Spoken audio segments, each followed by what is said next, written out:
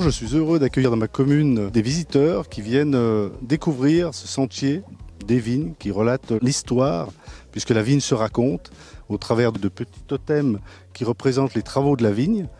Donc je suis très heureux que Grand Lac ait pu contribuer à mettre en place ce parcours qui met en valeur notre commune de Chautagne. C'est un chemin qui existe depuis un certain temps déjà.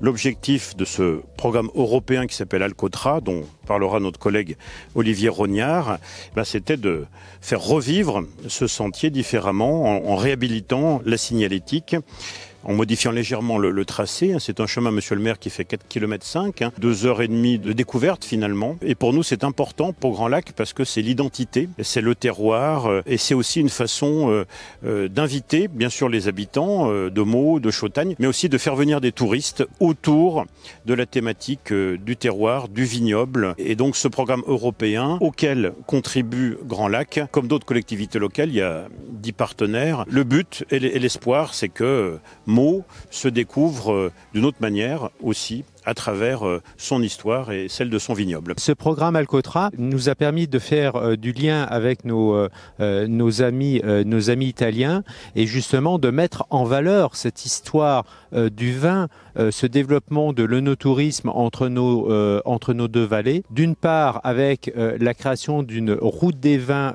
virtuelle entre nos deux pays et tant dans la vallée d'Aoste que sur l'agglomération Cœur de Savoie que sur Grand Lac et plus largement sur la destination labellisée Vignoble et Découverte qui est Vignoble de Savoie, Aix-les-Bains, Riviera des Alpes.